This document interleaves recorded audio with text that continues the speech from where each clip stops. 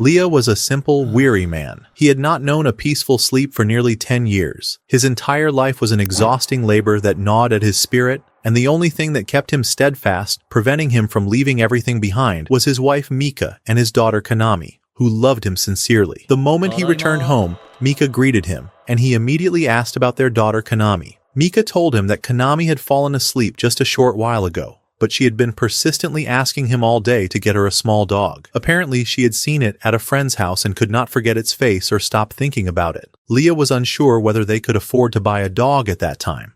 Things were tight, and money barely sufficed. Yet when he looked at his daughter's face as she slept, he thought to himself, well, if a small dog will make her this happy, it's worth it, even if I have to work extra shifts. The next day, Ryo took his daughter Kanami, and they went to a pet store to get the dog. Her face lit up with joy, while Mika looked surprised at his agreement. His work was already exhausting, and adding a dog to his responsibilities would only make things harder. But Ryo thought to himself, as long as my wife and daughter are well and happy, I can endure anything. He was gravely mistaken. The following day at work, his manager shouted at him because he had not submitted a report on time, even though Leia had already sent it on Thursday. But the manager had been at the cabaret then and had not seen the message. Nonetheless, he found a way to blame Ryo for what happened. All of his work was one strain after another. Either he endured insults from a provocative manager who cared for nothing, or he shouldered the mistakes of colleagues who abandoned their duties. And if any mishap occurred, the blame fell squarely on him. He walked through a field of metaphorical landmines, yet he forgot all his worries when he returned home to see his wife and daughter. Until that day came. Ryo was riding the subway on his way to work, when a message from his friend Nita arrived, telling him about a newly released game and asking him to buy it for her. Ryo chuckled to himself, thinking that Nita never tires of these games. Since they were friends, he told her he would get it. He got off the subway and opened Google to search for the store. The area was unfamiliar to him.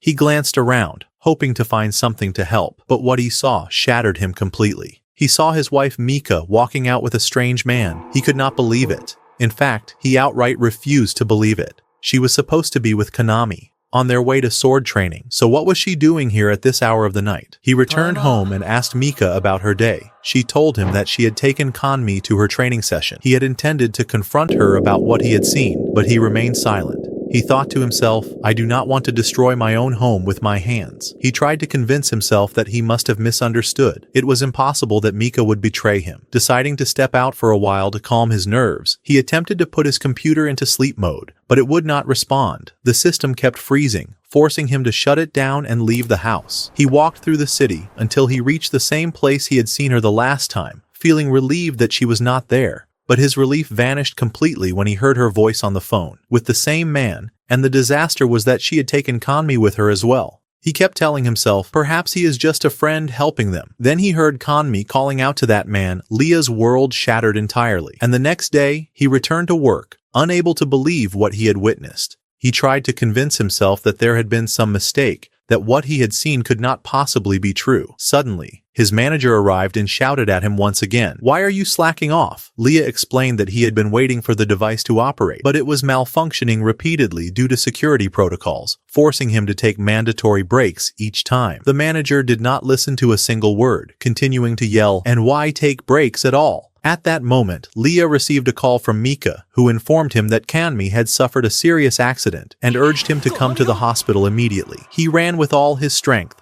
and upon arriving, he asked frantically, where is Kanmi? She replied that Kanmi had been taken into the operating room. Soon after, the doctor emerged and asked them, are you Kanmi's parents? Both replied, yes, we are Kanami's parents. The doctor said that a blood donor was needed from one of them, then inquired about their blood types. Leah said, mine is AB positive. Mika said, mine is O negative. The doctor requested Mika to enter the operating room to donate blood, which left Leah astonished, asking, why her, specifically? The doctor explained that Kanami's blood type was also O negative, and Leah's blood would be entirely incompatible. Leah sat in the hallway, waiting, then opened his phone and began searching online. And the shock hit him. Scientifically, it was impossible for a child to have blood type O if her father's type is AB. The only explanation for this, she was not his daughter at all. Rage and despair consumed him completely. He confronted Mika and asked, is Kanami truly my daughter, or what? Instead of answering, she assumed the victim's role and said, I am supposed to be the one upset. You were never present. You never cared for this home. Leah insisted that he worked day and night for them, but she would not listen, shouting, "Your work has no value. No promotions, no raises, and you cannot give me the life I desire." He could not believe what he heard, yet she continued, 10 years of marriage have passed, and I barely see you. Everything falls on my shoulders alone. She completely ignored the revelation that the child was not his. Then she told him, you have never been part of this home, and I will take Konami and leave. Leah asked, where to? She did not answer, but knocked on Konami's door and said, come, my darling, we are leaving. Leah tried to stop her and held on, but she pushed him away. He begged her, saying, I have done everything for Konami. Do not leave me. But the final blow came when Konami herself said, I love my second father. Leah's life shattered completely, and the following day, he went to work with a heart torn apart by the betrayal he had witnessed. Yet the shock had not ended. His manager summoned him and accused him of embezzling funds from the company. Leah denied it, of course, but the manager presented undeniable evidence showing a transfer of 50 million yen from Leah's computer to a mysterious account. Everything worsened. Mika exploited the situation and filed for divorce, also demanding child support for the child who was not his own. To avoid imprisonment, Leah was forced to agree to repay the 50 million yen and take up work as a laborer at a construction site deep inside. He knew that he might die before he could ever repay the sum. His entire life had become ruin. The only small comfort that eased his mind was a message from Nita. Speaking about the final episode of Gundam, Leah was about to reply, excited to watch the episode with her, but he deleted the message. He did not want Nita to know the devastation his life had become. He tried to remain optimistic, telling himself, perhaps if I work harder, the world will improve. Yet, while eating lunch, he began coughing blood, realizing he was truly ill and that his days were numbered. That night he tried to sleep, but the coughing worsened, and he could not even afford to see a doctor. Leah sat on his bed, awaiting death, feeling himself slowly fading away. Suddenly, a brilliant light appeared above him,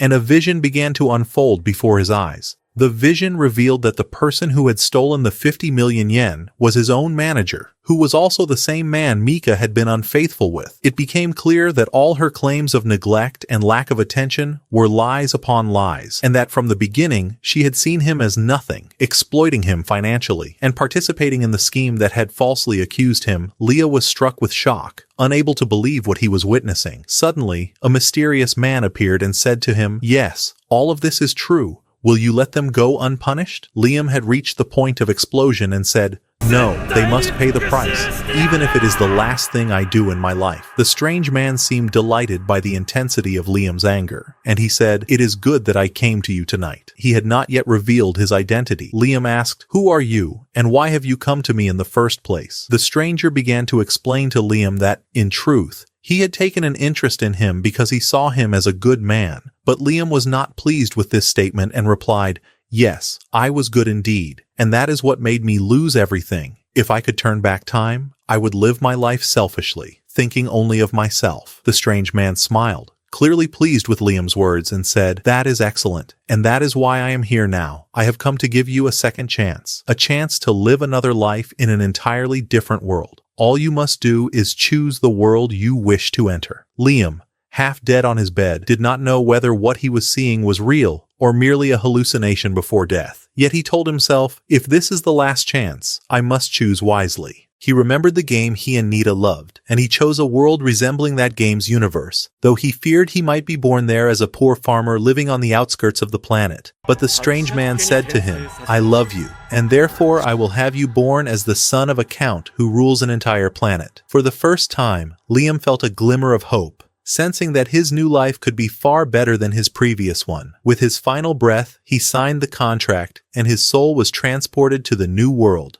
to a planet called Hydra. That day happened to be Liam's 5th birthday. His mother had prepared a grand party for him and also told him she had a special gift. She said, follow me. Then she activated a light-flying enchantment under her feet, and Liam did the same. When they entered another room, they found a giant cake beside a large box. Liam opened the box eagerly and found a cube inside. His mother explained that it was a device to design his personal mechanical character. He could choose everything about it himself and then send the order to the factory to create his own robot, capable of altering its ears, mouth, and other features that a child should never actually see. Liam, astonished, asked her. She asked him, you are giving a 5-year-old child a robot like this? He replied, "It is very important to you." Suddenly his father entered and said, "And I also have a gift for you, my son." The child asked, "What is it?" His father answered, "I will grant you all the Banfield family possessions. Our entire planet will be yours." The child was astonished and said, "Are you serious? I am only 5 years old." His father replied, "Yes, but there is a simple condition. After I give you the planet, your mother and I will move to live in a distant villa.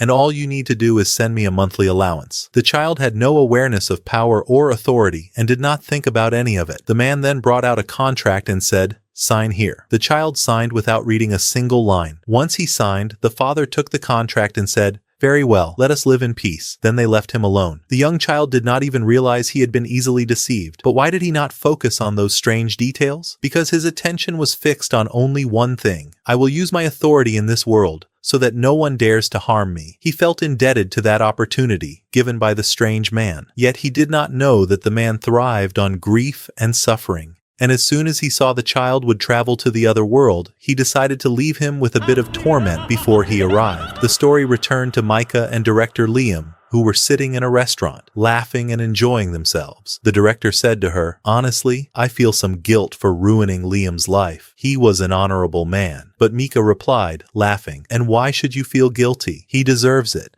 He wasted 10 years of my life." Suddenly, the police entered and surrounded the director, saying, "You are charged with fabricating an embezzlement case, and we have videos proving it." In addition to statements from some colleagues, the director tried to deny it, but everything was clear. As for Mika, the man she had depended on was now in prison, and she would sleep on the sidewalk, penniless, with no future. The strange man stood afar, enjoying every moment of the suffering he had caused. Only one thing remained: to transfer Liam's soul to the new world. But this time, he planned to make him suffer more than before. The strange man from the second world sat laughing a deep, diabolical laugh, intending to savor every moment of Liam's torment. Even worse, the inhabitants of this world lived extremely long lives, meaning Liam would suffer for centuries, not just years. Meanwhile, in another part of that world, an entire planet was under attack by phantom pirates. The pirate captain thought he had won the battle, but suddenly his men began exploding one by one. Amidst the chaos, a woman appeared in the air, commanding and terrifying. She was Cristiana, the first princess of the sacred kingdom of Li, and one of the most powerful warriors in the entire kingdom. As soon as Cristiana entered the battlefield, the pirates began to fall one by one, and the army of the Kingdom of Li started pushing them back. Yet, even after the pirates decided to retreat, Cristiana commanded her soldiers, saying, "Continue the fight. We shall teach them a lesson that will be recorded in history." At that very moment, Liam received his new gift, his personal robot. He had not expected it to come inside a box resembling a children's doll. The servant said to him, "All you have to do is touch the box, and it will open automatically." Liam touched the box, and suddenly the robot fell gracefully to the ground before him and stood with utmost elegance, saying, "My name is Amagi, and from this moment onward, I am at your service, Your Excellency." The servant explained, "Amagi will be your personal assistant, serving you 24 hours a day, but she requires maintenance once a week." A few hours later, Liam was sitting while receiving a massage from Amagi. The servant cautiously remarked, "It seems I am not fond of your appearance." Liam laughed and replied, "Do not worry. I may appear to be 5 years old, but I have 36 years of experience." The servant was astonished. 36? And you are still an ordinary child, Amagi interjected. The normal lifespan here is approximately 600 years, and no one is considered an adult until they reach 50. Liam thought to himself, "Wonderful. A long life, more opportunities for adventure, and Amagi by my side at all times." Yet the servant warned him, "Be careful not to get too close to Amagi, for people here despise artificial intelligence." Liam, surprised, asked, "Why?" The servant replied, "In the past, artificial intelligence nearly annihilated humanity in a war called the Skynet War. They enslaved people and almost killed them all. But heroes rose against them and restored human freedom. These same heroes founded the current empire, so it is natural for the nobles here to harbor aversion toward anything related to artificial intelligence." Liam asked, "Then why did my mother give me a robot for my birthday?" The servant remained silent for a moment, then said, "I am ordering you now to tell me the truth." The servant replied honestly, "Your parents, they ran away." Liam asked in astonishment, "Ran away from what?" The servant answered, "They left you an inheritance. An inheritance of debts, no lands, no money, only endless debts. Liam was shocked. How is that possible? He asked. The servant continued. Your great-grandfather, Alistair, was a remarkable man, achieving many accomplishments and raising the Penfield family name high. But your father, he was a failure. When he took power, he destroyed rights, closed factories, vanished income, and now you are responsible for all of it. Liam thought to himself, I was not meant to enjoy life. This is just the beginning of my suffering. And the strange man continued to bring him ever greater calamities, while time stretched endlessly. Elsewhere, on the planet Hydra, some people sat in a bar, drinking and talking about the new lord who had become a 5-year-old child. One said, I cannot endure this place anymore. Every time a new lord arrives, the taxes rise for no reason. Another replied, we can do nothing now. Let us hope he is more merciful than the one before him. Meanwhile, Liam sat on his bed, his mind still struggling to process everything that had happened. He wondered how the Penfield lineage had sunk into poverty for years, only to suddenly place the entire burden upon a child. He pondered briefly, then realized they had deliberately positioned him to inherit these debts. In his previous life, his weakness had been exploited, and he had been left to suffer. But this time, he said to himself, I will not allow anyone to trample over me again. This world is mine. He looked at Amagi and said, it's just the two of us. No one loves us. Cooperate with me, and we will restore the territory to its feet. Amagi smiled and told him she was proud to serve him, for he had given meaning to her existence. Liam felt overwhelming joy. For the first time in his life, he felt he could trust someone sincerely. Before beginning his work, Liam decided to establish some laws and adjust Amagi's algorithm to ensure security. He said, the first law, Liam said, do not harm any human. Then he paused for a moment and thought to himself, wait, I do not really care much about humans. Forget what I said. The first law is, you must never harm Liam under any circumstance. He added, the second law, you must obey all my orders, unless doing so would harm me. And he continued, the third law, protect yourself without violating the first and second laws. Amagi's laws were defined, and the real work began. Liam said, why don't I restore the Banfield domain? Let's return it to its former glory. Do you have any ideas? Amagi answered after a quick analysis. I have a suggestion, but you must know that an AI's opinion does not always align with the Empire's way of thinking. Liam admitted frankly, I don't understand anything about this world. Amagi suggested using the education capsule, a device that injects 10 years worth of knowledge into the brain in just 6 months, while also enhancing the body. Liam said, perfect. But who will manage the territory while I'm inside the capsule? Amagi replied, I am your proxy. I will govern the domain on your behalf until you return. The servant Brian intervened with shock. Have you lost your mind? Placing the entire domain in the hands of a robot? Liam answered calmly, Amagi will do nothing wrong unless I order her to, and there is no law preventing this, correct? Brian smiled in resignation and gave up. Finally, the capsule was ready. Before entering, Liam looked at Amagi and asked her, do you have emotions? Do you feel anything? Amagi hesitated before replying, I'm not certain. But when you asked me to be your partner, the system generated a sensation similar to human emotions. Liam laughed and said, all right, take care of the domain while I study. I will return to dominate the world. He entered the capsule, placing the future of Banfield entirely in the hands of his robot. After a while, the capsule opened, and he found Amagi waiting for him. He asked, how long was I inside the capsule? She answered, you were asleep for 2 years. After he dressed, Amagi sat down to explain the current state of the Banfield territory, informing him that everything was going smoothly. He thanked her for her efforts and said, I want to take a tour and see the domain with my own eyes. Amagi smiled and said, I will show you first the fleet of warships. It was the first time Liam had ever seen the territory with his own eyes rather than through images or reports, and what fascinated him most were the robots. He asked her, can I try one of them? Amagi was delighted and said, of course. I will prepare a test for you right away. Amagi explained to him that the suit moves automatically, and all he had to do was imagine the movement he wanted to perform, and the suit would execute it on its own. He said to her, very well, I shall try. He donned the suit, and the moment he activated it, he could walk in it with complete ease. Liam felt a surge of excitement and said, I want to try fighting while wearing it. Amagi surprised him. Do not worry. I will set up a training duel immediately. You are commanded. Shortly thereafter, the commander of the planet's special defense forces arrived, and the battle commenced. Amagi pushed a strike toward him, which he deflected, then pretended as if he had lost the encounter. Liam realized that he had been joking and not taking the exercise seriously. He grew angry and said to him, take this a little more seriously. Of course, he could not finish the training quickly, as Amagi was by his side every step of the way, providing support and assistance at all times. Liam faced another attack, but he managed to grasp his sword, only to fall to the ground instantly. He was shocked and could not comprehend how he had been defeated so swiftly.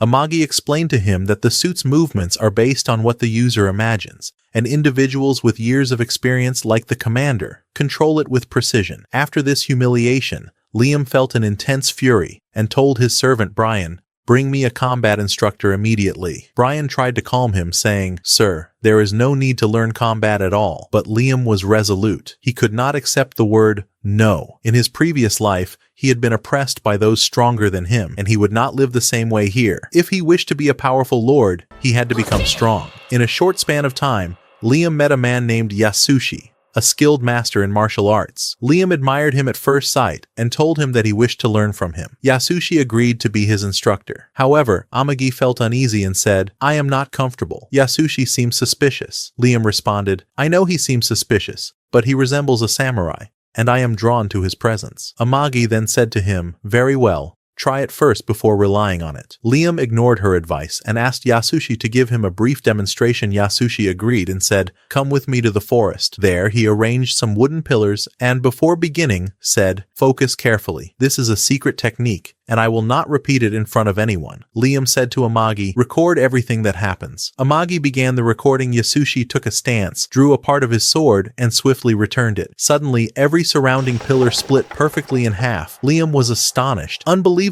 What speed is this?" He asked Amagi to play the video in slow motion to observe the move precisely. But no matter how much the video was slowed, there was no trace of the sword's motion. Liam realized the speed was incredible, far beyond what the camera could capture, and he was even more impressed. He immediately requested Yasushi to become his official instructor. At night, Yasushi returned alone to the forest, laughing. "Can you believe he fell for it? I had pre-cut the pillars and set them upright carefully, and when I moved my hand, the pillars simply fell." He was pleased, as he now received a respectable salary from Liam and had no intention of wrongdoing. Meanwhile, Princess Cristiana was heading to meet Krasnojo to negotiate peace. However, he received her angrily. "You are far too foolish to come here alone." Cristiana replied, "I did not come alone, and if you attempt anything, the entire Alliance fleet will destroy your ship." She tried to display her power through the red eye, yet Joe remained unafraid because he knew the Alliance was with him, not with her. Suddenly, a message reached her, stating that the Krasny had attacked her planet. Cristiana was shocked, unable to comprehend how this happened. As her planet was well fortified and secure, Joe remarked, "Not all the alliances you made were loyal. Some accepted my offer and betrayed you." At that moment, Cristiana's crew informed her that all Alliance ships had aimed their weapons at her vessel. She could not believe that Joe had managed to turn the tables on her and her entire army. Cristiana had no choice but to obey Liam's orders. Meanwhile, on Liam's planet, he was still training with his instructor,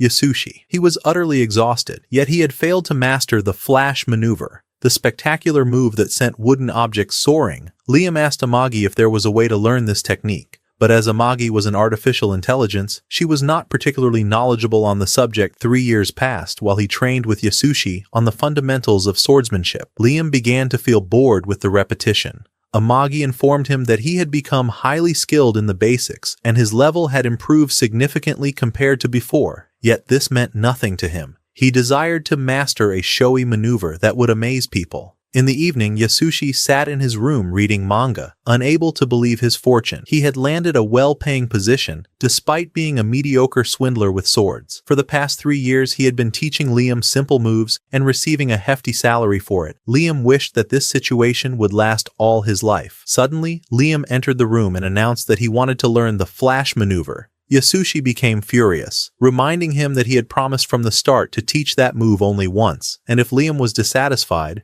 there would be no reason to continue as his instructor. Liam bowed and expressed his apologies.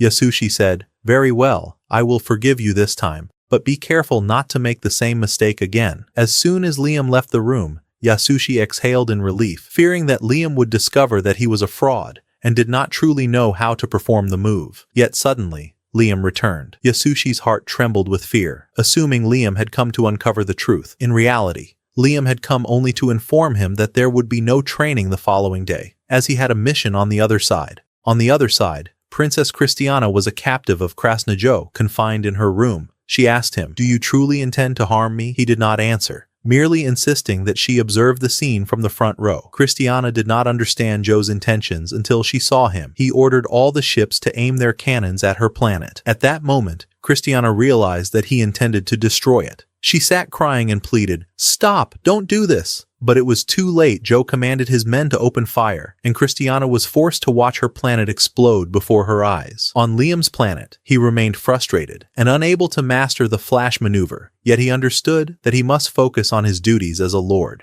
He requested the monthly report from Amagi, who presented him with a chart and statistics showing the state of the planet's economy. The debts remained, but production was beginning to improve. Liam felt a surge of satisfaction, knowing he had entrusted the administration to Amagi, who worked conscientiously. However, she warned him that growth was slower than expected, as a significant portion of funds had been spent on entertainment projects. Yet the results did not match the investment of money and time. Liam requested a detailed report on the funds allocated to the entertainment program, along with the accounting years he had studied before his previous death. Finally, he obtained the results directly and immediately detected a flaw. He summoned the program manager. Shortly thereafter, a man hurried in. Liam calmly addressed him. "If you have something to say, speak now." The nobleman attempted to feign ignorance, pretending not to understand, but Liam had already uncovered him. He realized that the man had been embezzling funds from the program. The nobleman had been cleverly manipulating invoices to cover his theft, but Liam was no naive pupil. He had seen disasters before and recognized the schemes instantly. Additionally, Liam discovered that the nobleman had changed the suppliers he worked with. Liam asked directly, "Why did you change the suppliers?" The nobleman tried to convince him that the new supplier was better, but if that had been true, the program's results would have been far superior. In short, it was evident from head to toe that the nobleman was nothing but a deceitful thief. Curiously, Liam was not enraged. He had come to this world to become an evil lord, and he understood that he must learn to wield his position effectively. Suddenly, Amagi informed him that there had indeed been an embezzlement case previously filed against the nobleman. Liam was astonished that the man still held his position. The nobleman claimed that the case had been closed, and that one of his subordinates had been accused of embezzlement in his place. Liam asked Amagi if this was true, and she confirmed it, although there was no clear evidence proving the employee's guilt. Worse yet, the nobleman had executed that man. At that moment, Liam understood the cunning of the game. He accused the nobleman of fabricating the charges against the unfortunate man and killing him to conceal his crimes. The nobleman tried to deny everything, but Liam could see the lies radiating from his eyes. He grasped his sword and began advancing toward him calmly, as if death itself were approaching step by step. The noble realized that deception would not help, so he began to plead, saying, "My lord, everyone here does this. We are not the only villains. All nobles steal, and this is normal." No sooner had he uttered these words than Liam drew his sword, ready to behead him, but Amagi shouted. The noble screamed as well, "You are still young. You do not understand how the world works." But before he could finish, Liam had already severed his head with the sword, his fury ignited beyond endurance. He immediately ordered Amagi to investigate the corruption of all the nobles and present it to him, but Amagi calmed him, advising that he must act with caution first. This was the first time Liam had killed a human, and he was so tense that he could not release the sword from his hand, forcing Amagi to help him loosen his grip with strength. Regarding his order to execute all the corrupt nobles, Amagi informed him that if he did so, no one would remain to govern the planet, as most nobles here were corrupt.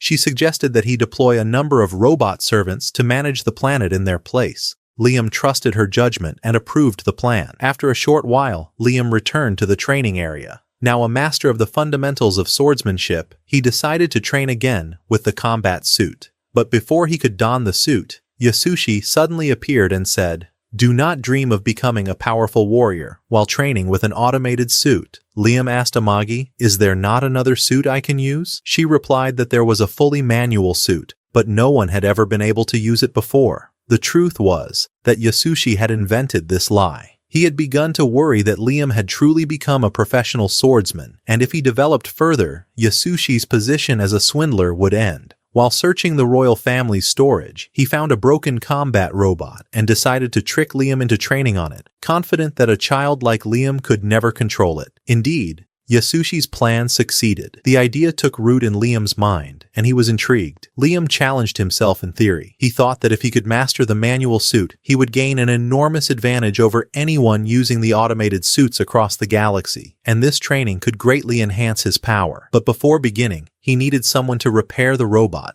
Brian felt delighted to see Liam so deeply focused on his training. Yet he could not understand why Liam wanted to begin with a manual robot that was extremely difficult to control. He was also puzzled by the way Liam kept striking a wooden post for several days without showing the slightest hint of boredom, so he asked him about it. Liam replied simply, "I am trying to imitate the secret technique that Yasushi is teaching me, and I will not stop until I master it, even if it takes years." Brian could not believe that such a technique even existed, but he realized that trying to convince Liam it was a trick would be pointless. That night, Amagi went to the loading area to prepare her request, for although she believed Yasushi's advice was unnecessary, she remained committed to her duties. The problem was that Amagi was not qualified to repair the robot herself, so the following day they summoned a specialized expert named Nias. When Liam and Amagi arrived at the port, Nias began acting strangely toward Amagi, while Liam expected that someone from the Empire would feel uncomfortable seeing the robot. Yet the opposite was entirely true. Nias showed excessive enthusiasm and great interest in the electronic devices. Liam asked Nias to repair the robot, and she told him frankly that it was completely damaged and that buying a newer model would be far better. However, she eventually yielded to his insistence on repairing it, even though spare parts for that model were no longer manufactured, and the cost would be high. Liam, however, did not hesitate to cover the expenses. Before the repairs began, Liam insisted on adding an offensive move to the robot, a powerful technique resembling a rocket punch in which the arm would launch outward to strike the enemy. But he listened to Nias's advice when she explained that the idea was impractical, since the engines would require enormous space, and losing the arm during combat would be dangerous. In the end, they agreed on a reasonable modification. While everyone was talking about the greatness of robots, Yasushi stood at a distance, unable to believe that Nias admired Liam more than him. Perhaps it was because Liam was genuinely likable. Unlike the jealous failure who stood watching from afar, determined to get back at him, Yasushi decided to subject Liam to harsh training. He made him stand on a tree trunk in the middle of the lake and began striking him with flying spheres, pretending that he was trying to awaken his sense for incoming attacks without looking directly, though all of it was empty nonsense. Meanwhile, on another planet, Cristiana was being held captive along with her crew after Joe had abducted them, and she was struggling to comprehend the complicated situation she had been thrown into. As events unfolded in multiple places at once, Joe was overjoyed as he humiliated Cristiana. When she asked him what he intended to do with her, he smiled wickedly and said, "I will take you with me to the planet, my private treasure, and you will become part of my collection." Cristiana thought he was plotting something indecent, but when she arrived at the laboratory, she discovered that the truth was 1,000,000 times more horrifying. At that moment, she wished it were merely a matter of insolence. Before her eyes unfolded a ghastly scene. One of her colleagues had been transformed into a grotesque creature as a result of the experiments conducted by a mad scientist under Joe's command. Joe ordered the scientist, "Take Cristiana. I want you to begin as usual." Cristiana trembled in terror. Having witnessed firsthand the fate that awaited her, Joe had countless dark experiments planned, and he intended to apply them to her. His initial plan was to gouge out her eye with his hand, then fix it in her palm. And why? So she would be able to see her own body twisting and breaking before her, just as he had done to others. She was about to endure the worst nightmare of her life. Meanwhile, on Liam's planet, the situation was flourishing.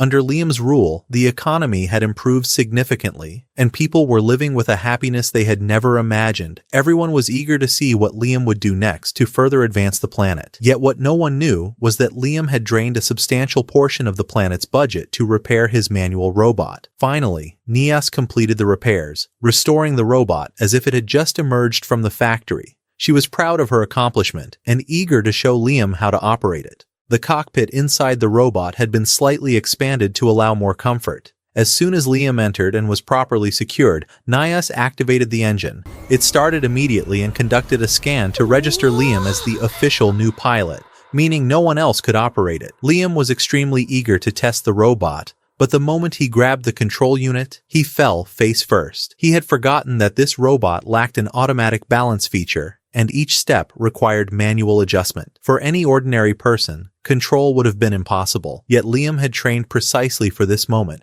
and he managed to adjust his posture and stand once more. He exited the loading area, with people gazing at him in profound admiration. For a first attempt, his command of the robot appeared astonishing. Nias explained that imagination was a crucial element in operating this type of robot. The clearer the image in his mind, the more precise the robot's movements became. Soon after, Liam returned to training with his sword, attempting once again to perform the flash technique by cutting the wooden post from a distance, just as he always tried to do. But no matter how hard he tried, he could not succeed. Doubt began to creep into his heart. Perhaps I do not possess the talent for swordsmanship as I once believed. Amagi approached him and said, "The problem is neither you nor your talent. The problem lies with Yasushi and his teaching filled with nonsense, as well as your blind faith in him." But Liam misunderstood the word faith. He thought she meant that he did not believe in his teacher enough. He was utterly convinced that Yasushi could never lie to him nor make a mistake.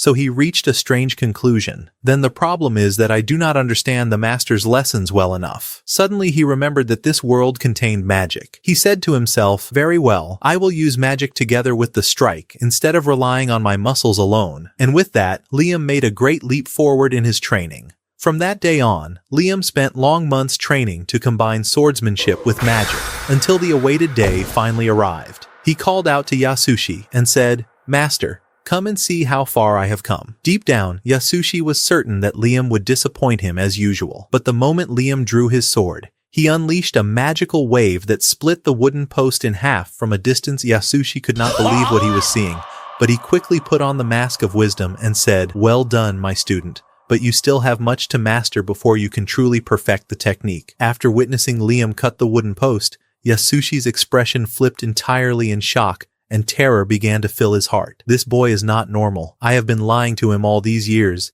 and yet he managed to achieve the impossible. Days passed until a grave report reached him. One of the planets that supplied him with resources had come under attack by pirates. It was the only planet the Empire did not seize when it confiscated the Benfield family's assets due to debt, for its land was of very poor quality, and extracting minerals from it was extremely difficult. They simply said, "We have no need for it." But Amagi was skilled, and she managed to get some factories running again, providing Liam with additional income. And now the pirates were attempting to seize those factories. The Benfield forces stationed on the planet were resisting, but it was clear that it was only a matter of time before they were completely crushed. So Liam asked, "Amagi, do you have a plan for the assault?" She answered, "Yes. We will enter through a blind spot they would never expect and surprise them." Liam admired the plan and commanded his army to hold the Cardassians in the upper orbit while he descended himself to defend the planet. Brian attempted to object. "My lord, it is too dangerous for you to go personally." But Liam refused. "No one will ever steal from me again, and besides, I want to show them the new skills I have learned." Indeed, Liam arrived with his battalion, and Amagi had prepared a massive cannon in which Liam's robot was placed. As soon as the cannon was ready, they launched it toward the planet's surface. The Cardassians were completing the destruction of the factory protection army when suddenly one of their ships exploded. They looked around and saw Liam falling from the sky, his sword cleaving one of them in half in an instant. The Cardassians began to run and spread out to surround him, but Liam used the training he had acquired from the tennis balls Yasushi had thrown at him. He sensed their movement without seeing them and cut down those who approached from behind before they could reach him. Then a group of Cardassians began firing lasers at him. Liam said, "Very well, I also know how to fire lasers." He set aside his sword, summoned a massive laser cannon, and began clearing the battlefield. The Cardassians panicked. "This is not a human. This is a phantom." They tried to attack him collectively, but they lined up foolishly. Liam said, "It is time for my true secret." He drew his sword, and suddenly a wave sliced through half the army. The rest fell to the ground in terror, screaming, "No, no, we cannot withstand him." Those who managed to flee ran madly, but Liam had no intention of letting them escape. He raised his hand and unleashed the rocket punch. However, instead of his arm detaching and flying toward them as intended, he summoned a nuclear fist that annihilated everyone on the battlefield. Liam stood frowning and said angrily, "This is not what I ordered. Nias, I asked for a rocket fist, not a nuclear bomb, woman." At that moment, he received a call from Amagi, who informed him, apologetically, that she had managed to destroy 30% of the pirate fleet, seize another 30% of their ships to build a new army, while the remaining 40% had escaped to Marad. Liam smiled and said calmly, "You have done an excellent job, Amagi." On the other side, news reached Joe that the pirates he had sent to Penfield's resource planet had failed in their mission, and his rage was so intense that he nearly tore his clothes in fury. The reports claimed that the squad had underestimated the strength of the Penfield army and had been forced to retreat to avoid total annihilation. Although this explanation seemed reasonable to others, Joe was not prepared to let it slide. He decided to exact vengeance upon every single pirate who had returned and fled, for he would not tolerate a coward among his men, and those who feared deserved no life. Once he had dealt with them all, he intended to carry out the mission personally. Meanwhile, Leon and his legendary team were returning from the battle. Elated with the outcome, not only had they succeeded in protecting the resource planet, but they had also captured several pirate ships. According to Imperial law,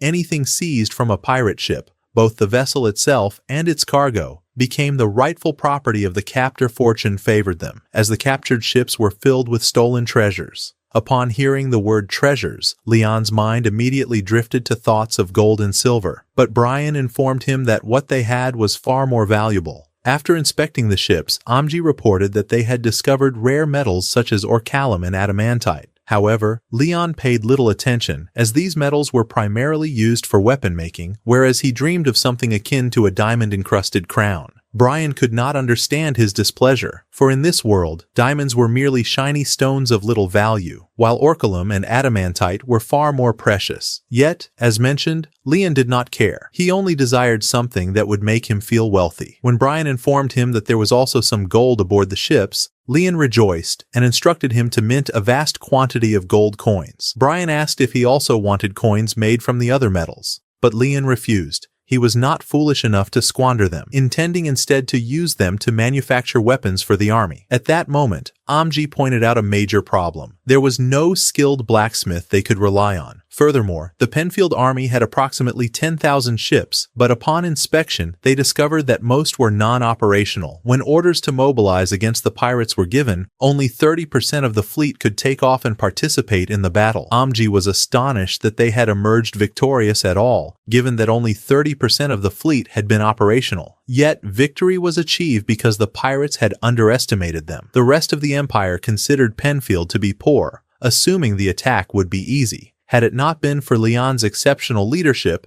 the situation could have turned completely against them. Nevertheless, if the pirates had decided to launch a full-scale assault, Penfield would have had no chance of winning under these circumstances. Despite all this, Leon was not pleased. More than 70% of the ships were damaged. Then Amagi proposed an idea. She suggested disposing of the completely broken ships. Brian immediately objected, arguing that removing those ships would lower the army's ranking and make them appear as easy prey. Which was true, but repairing the ships would cost an enormous amount, and Leon did not want to pay it. The army managed to purchase new ships to replace those to be discarded, and if they sold the precious metals obtained from the Karasne, the funds would be more than sufficient elsewhere. Nias felt immense pride in her new ship design, having succeeded in increasing its efficiency by 7%, improving its responsiveness, and facilitating maintenance. She promised that if the army adopted her design, their fleet would become significantly stronger. The next presentation came from Yasushi, representing the third weapons factory. She presented a luxurious ship design, akin to a high-end cruise ship. Its interior and exterior resembled a 5-star hotel, equipped with all amenities, a bar, theater, cinema, and even an indoor golf course. Nias's ship,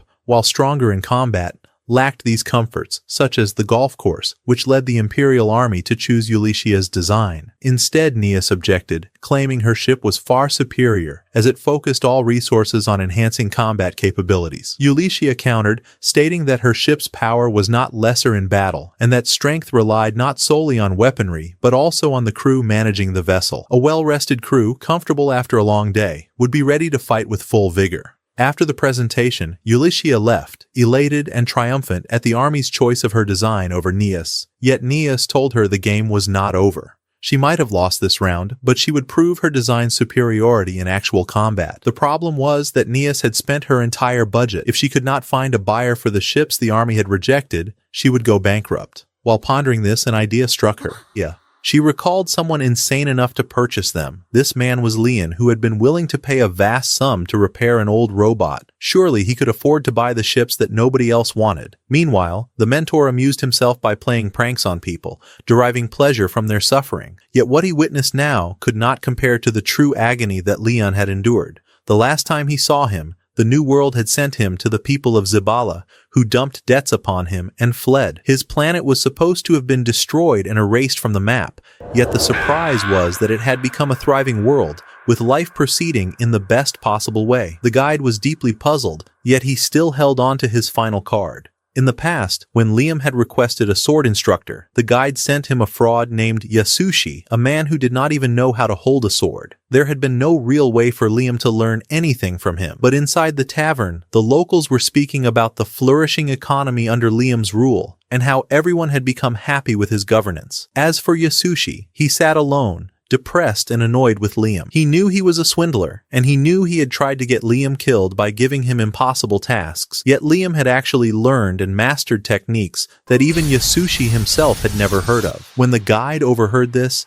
he was shocked. He agreed to Amgi's suggestion, but only to put Brian at ease. She told him that so he decided to go observe Liam himself. There he found Liam in the middle of training, splitting wooden targets without even touching them. The guide was stunned, because he was certain that he had never granted Liam any supernatural power. How could he reach all of this purely through his own effort and hard work? The guide simply could not comprehend how everything in Liam's life was going so well. What made it even stranger was that even Liam himself had never expected such fortune. At 5 years old, he had been abandoned alone while his family drowned him in debt, an ordeal that should have destroyed the life of any human being. Yet somehow, everything unfolded perfectly. The economy in his territory was improving. Liam was living the dream, and all of it was thanks to the guide himself. The positivity radiating from Liam made life taste bitter in the guide's mouth. He could not bear it anymore, so he returned to feed on Yasushi's negative energy just to calm down a little, and he began planning a new scheme to destroy Liam's life. Liam was at the peak now, and pushing him off from the top, that was what would truly satisfy the guide. At that very moment, Liam was speaking with Amagi regarding the ships. He asked her if she had found anything useful. Amagi told him that the Imperial Army was upgrading its fleet and selling its old ships at a cheap price. Although they were old models, Imperial ships were still stronger than anything else on the market. Liam agreed immediately, but there was a condition. If he purchased the ships, he had to accept employing their old crew as they were. In other words, the Empire was simply trying to get rid of the personnel it no longer wanted and dump them all onto Liam. Hiring all those soldiers would surely cost a fortune, but Amagi believed that with their actual budget, they could handle the expenses, especially since most of the crew members from the Imperial fleet possessed extensive experience. Their presence would strengthen Liam's army even more, and when Liam heard that, he accepted the idea and agreed to the deal. The guide had been listening to everything, and he saw this as a golden opportunity to destroy Liam's life. He decided to play his game and send a group of extremely serious people. Among the soldiers heading to Liam, there were some who were overly loyal, and he was certain that Liam, who called himself the Evil Lord, would be exposed in front of them and they would turn against him. Meanwhile, Yasushi was sitting in his house with a pounding headache from all the drinking, unable to understand how his life had reached this point. But suddenly, he heard Nias's voice. So he quickly stood up and returned to acting the role of the Wokor teacher. Nias had doubted him at first, but after she saw how much she had improved under his guidance, she became convinced that he must be a dangerous master. Yasushi was surprised that she came alone.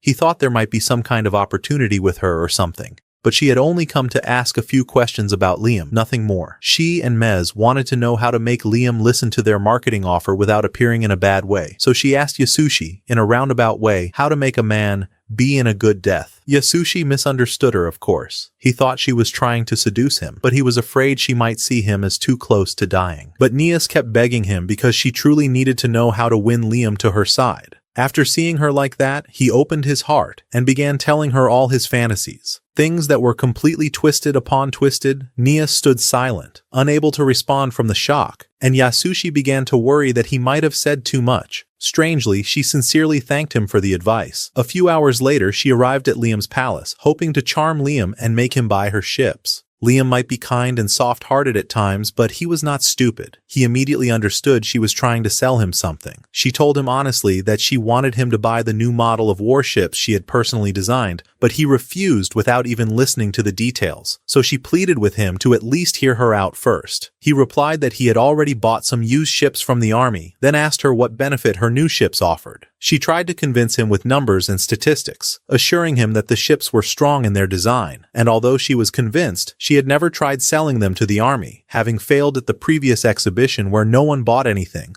he asked her whether she would buy even a single ship or 200 ships. She replied that she could assist and obtain a loan if she wanted. He answered, "Enough talk. I cannot bear thinking about debts again." Nias began to feel nervous about his behavior and tried to entice him in an emotional way, but he knew that Yasushi was not that type. It seemed that her stance had broken her heart. So to end this strange moment, he agreed to purchase some ships. He asked Amagi if there was a sufficient budget, and she replied that they could buy around 300 ships. Nias felt immense happiness and promised to send the ships immediately, beginning to excite her team by saying, "Prepare 300 ships at once for sale." The coordinator was surprised when he learned that she had already found a buyer for the ships. She confidently said, "This is all thanks to her brilliant design." After several hours, the new ships were delivered to their buyer, and when they arrived, Liam and Amagi boarded one to assess the situation. Liam was pleased that he had obtained the latest models and immediately understood why the Empire had chosen other models instead of these. The ship contained no luxury at all.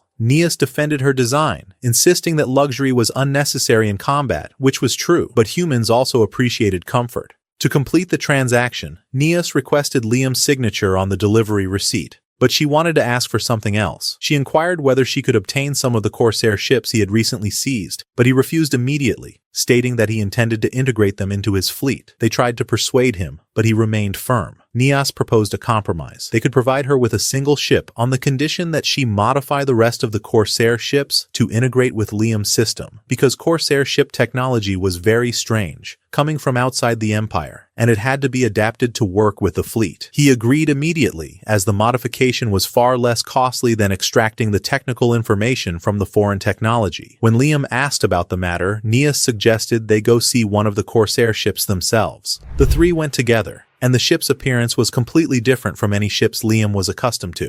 The team reacted with great enthusiasm. They said the ship was a technological treasure, full of ideas and technology that could be copied, and Liam was also pleased, especially when he saw a massive steering wheel in the center of the control room. He admired it and requested one to be installed on his ship, but she informed him that while its appearance was beautiful, its use was less efficient than the digital panel, and that controlling the screen was much faster and easier. Liam was not interested in the overall appearance of the ship. To him, it seemed merely a tool. Meanwhile, Nias preferred to roam its corridors in wonder, and with every passing moment, she was more astonished by the advanced technology it contained. She exclaimed in a voice full of amazement that the gravity laser system here operated at an extraordinary range, that there were inverted generators, and even the 6 GTI engines were installed in an astonishing manner. She could not wait and returned to start analyzing all the available data. During her tour, Liam noticed something resembling a dog standing in a corner. He approached to examine it, and at one moment it behaved strangely. Amagi asked him, "Are you all right, my son?" He replied, "I saw a dog or a cat here, but it disappeared suddenly." It became clear that it had entered through a specific door, so they headed to the room the creature had entered and discovered that it was the ship's navigation or sonar system room. Amagi activated the system and explained that this room recorded all the ship's voyages, and she had previously used it to track maps. From the data, it became clear that the Corsairs had been seizing planets across the entire Drain Empire, which was expected. After focusing on the data,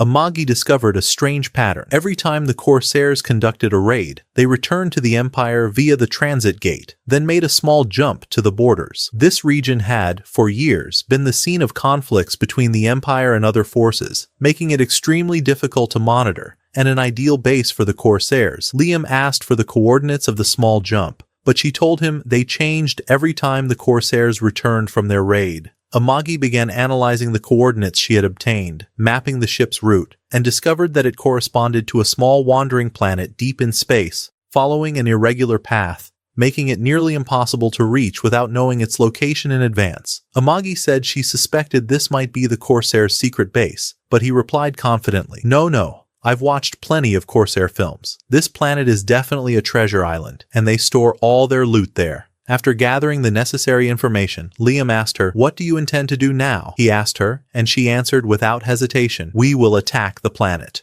At that moment, the Corsairs returned from the stars, preparing for the battle against Liam. Their leader, Joe, was on the verge of exploding from rage, shouting at his men, How could a weak noble mock us and turn us into a laughingstock before the entire galaxy? He cannot be allowed to survive. Then he ordered all his men to prepare for battle, adding, target the entire Benfield region. But before that, he wanted to teach the Corsairs who had failed him a lesson they would never forget. So he locked them inside a capsule and detonated it in front of everyone. Liam immediately returned with his fleet to attack the treasure planet, but to reach it, they had to pass through the Domus Gate, which was supposed to transport them to the Balmanea Gate, from where they would continue their journey. They requested passage authorization, but the request was denied. Liam asked for the reason, and Nias answered, "Our request was rejected because we did not pay the transit fee." Suddenly, they received a call from a gate employee addressing Liam directly. "Sir, the fee is calculated based on the fleet's weight and the distance it will travel, and since you intend to move the entire fleet, the cost becomes extremely high." Liam said, "Very well, I will pay, but I do not have money on me now. I will pay you when I return." The employee replied coldly, "No sir, that is not possible. House Benfield's account in the bank is at zero, and even the fast loan companies do not wish to deal with you." Liam accepted that the fee must be paid first, or there must be someone trustworthy to guarantee the process. Only then could it proceed. But unfortunately, no one trusted House Benfield. Liam said, "Pay you when I return," and the employee replied, "There is no guarantee that you will return at all." Liam could have returned home to bring the money, but that would cost him great amounts of fuel and time. So he said, "Bring your manager so we may speak with him." The employee informed him that he himself was the manager. So Liam said, "Fine, I will come in person." Amagi looked at him and said, "Are you sure? If the manager refuses you while speaking comfortably on the phone, he will not agree even if he sees your face." Liam answered her confidently, "Do not worry. I have extraordinary negotiation skills. He will agree." Meanwhile, Joe arrived with his fleet at the Balmanea Gate, intending to use it to travel to the Domus Gate and then attack the Benfield region and erase it from existence. His entire fleet stopped at the edge, and Joe contacted the employee and offered him bribes to avoid excessive questioning. As for Liam, he was standing at the Domus Gate counter, attempting to convince the manager to allow his ships to pass, but the manager insisted on his stance. "No money, no passage. Rules are rules, and I cannot alter them for your sake." Suddenly, he received a message from the Balmanea Gate, stating that Joe and the Corsair fleet were approaching. The manager looked up and said coldly, "I have matters more important before me," and he left Liam standing in the reception hall. Liam could not believe how his extraordinary negotiation skills had failed. He continued talking to himself while following the spirit of the dog he had noticed earlier. It led him into the room the dog had entered, and he was surprised to find it was the ship and gate control room. Inside the control room, the manager and Farouk verified that the connection between the Domis and Balmanea gates was functioning fully, meaning Joe would be able to pass through the distance, and he was supposed to arrive in exactly 30 minutes. One of the employees asked, "Are you sure about what we are doing? This means Joe's fleet will appear before Liam's fleet in the waiting area." It was known that Joe would not wait a single second and would attack immediately upon arrival, while the manager remained tense, unable to see what lay ahead, and ordered them to take a break, for without their presence, they could not have acted in the critical moment. By coincidence, after everyone left the control room, Liam was following the spirit of the dog and found the control room empty of staff. He approached the screen and noticed that the gate was indeed open and connected to Balmanea. He said to himself, "My God, it seems the manager's heart softened and opened the way for me for free." But when focusing, he noticed that the direction of the Doti market was wrong, so he concluded, "A small mistake by the manager. I will correct it myself." He began manipulating the controls, trying to reverse the gate's direction himself. After several attempts, he succeeded, but the adjustment caused an unintended distortion in the gate, so anyone inside the Doti market would emerge in a completely random location. He accepted the gate modification despite the unintended distortion, as everyone inside the Doti market would exit in a completely random spot. But since Liam was unaware anyone was inside, he said, "It does not matter." Suddenly, he received a call from Amagi saying, "Return to the ship quickly. I have found someone to guarantee us." Liam was surprised to learn who it was,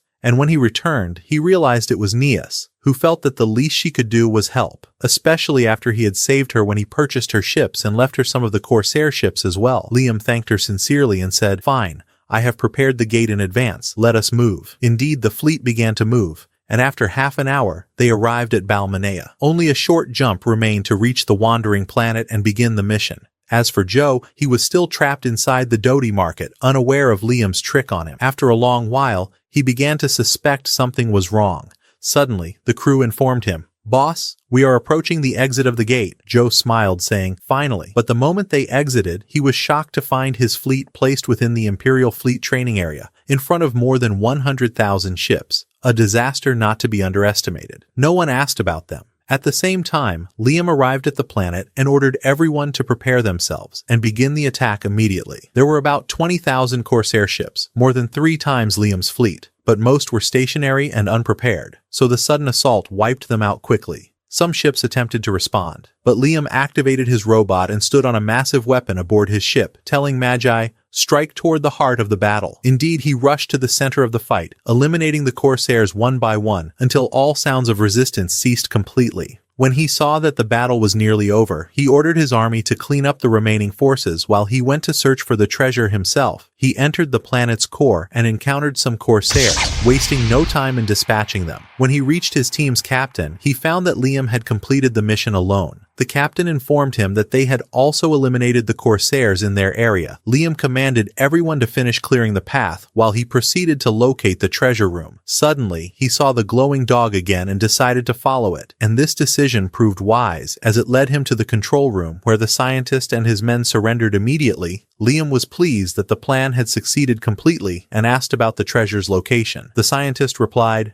"Which type of treasure would you like me to deal with first?" It contained highly valuable items as well as pets collected by Joe, and Liam thought that the dog he had seen might be one of these animals. He asked about the animals further, and the scientist, who was sadistic by nature and enjoyed turning humans into pets, began demonstrating his training methods for taming the animals and making them obedient. Liam did not understand a word of his explanation. He forcibly dragged himself into the laboratory, where the specimens he had been working on showed girls transformed into grotesque monsters. Due to his experiments, Nias continued observing the situation. Alone, his eyes fell on one of them. The scientist said to him, "Your eyes are keen. This is Captain Joe's favorite, and I will begin rambling about it as my artistic masterpiece, and I am proud of it." Liam's face twisted as he recalled his dark days when he treated humans as less than human. Unable to bear seeing someone torturing others like this, he drew his gun and fired it into the scientist's head. "And if you do not remember who she was, let me remind you, she was Cristiana." After that, Liam began looking around when suddenly he heard a voice coming from her asking him, "Who are you?" Liam replied, "I am Liam. I have seized control of this planet and killed the one who was in charge of it." The girl's eyes filled with tears, and she said that her torment would finally come to an end. She begged him to end her suffering and the suffering of the others, for they would never live as normal humans again. He told her, "I will help you. It is simple. In return, you will repay this favor later." He walked out while ordering the soldiers to bring doctors and take the girls onto the ship for treatment. The girl kept screaming, begging him to kill her, knowing she was already lost. The captain tried to calm her down, but he could not disobey Liam's orders. He attempted to convince Liam to reconsider, telling him that the treatment was extremely difficult, requiring full bodily reconstruction,